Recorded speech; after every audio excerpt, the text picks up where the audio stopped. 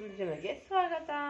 ಇವತ್ತು ನಾನು ಬೆಟ್ಟದ ನೆಲ್ಲಿಕಾಯಿಯಿಂದ ಒಂದು ಪೇಸ್ಟ್ ಮಾಡ್ತಾ ಇದ್ದೀನಿ ಫ್ರೆಂಡ್. ಯಾವ ರೀತಿ ಮಾಡೋಣ ನೋಡೋಣ ಬನ್ನಿ ಫ್ರೆಂಡ್. ಬೆಟ್ಟದ ನೆಲ್ಲಿಕಾಯಿ ತೊಗೊಂಡಿದ್ದೀನಿ, ಇದಕ್ಕೊಂದು ಅರಿಶಿನ ಕೊಂಬು ತೊಗೊಂಡಿದ್ದೀನಿ. ಇದೆಲ್ಲ ಕಟ್ ಮಾಡ್ಕೊತೀನಿ ನಾನು. ಅದೇಂತಕ್ಕೆ ನಾನು ಹೇಳ್ತೀನಿ ನಾನು. ನೋಡಿ ಎಲ್ಲ ಕಟ್ ಮಾಡಿ ಇಟ್ಕೊಂಡಿದ್ದೀನಿ. ಇದು ಹಸಿದು ಅರಿಶಿನ ತೊಗೊಂಡಿರೋದು ನಾನು. ಇದೇನು ನನ್ನ ಮನೇಲೆ ಹಾಕ್ಕೊಂಡಿದ್ದೀನಿ ನಾನು, ಹಸಿ ಅರಿಶಿನ.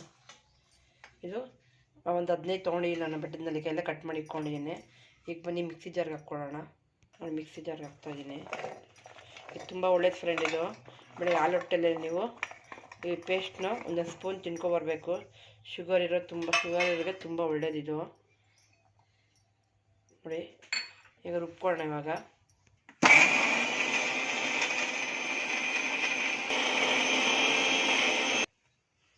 ನೋಡಿ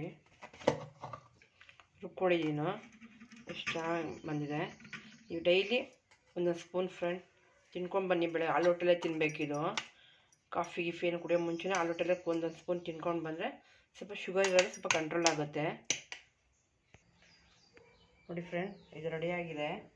ನಾನು ಬೆಟ್ಟದ ನೆಲ್ಲಿಕಾಯಿ ಪೇಸ್ಟ್ ಮಾಡಿ ಇಟ್ಕೊಂಡಿರ್ತೀನಿ, ನಾನು ಮಾಡಿದ್ದೀನಿ.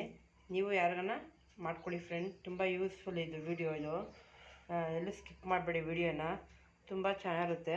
ಹಸಿ ಅರಿಶಿನದಲ್ಲಿ ಮಾಡಿದ್ದೀನಿ. ನಿಮಗೆ ಅರಿಶಿನ ಸಿಗಲಿಲ್ಲ ಅಂದರೆ ನೀವು ಇದರಲ್ಲೂ ಮಾಡ್ಕೋಬೋದು, ಅರಿಶಿನ ಪುಡಿಲೂ ಮಾಡ್ಕೋಬೋದು. ನಾನು ವಿಡಿಯೋ ನೋಡಿರೋದಕ್ಕೆ ಎಲ್ಲರಿಗೂ ಧನ್ಯವಾದಗಳು ಫ್ರೆಂಡ್. Thank you.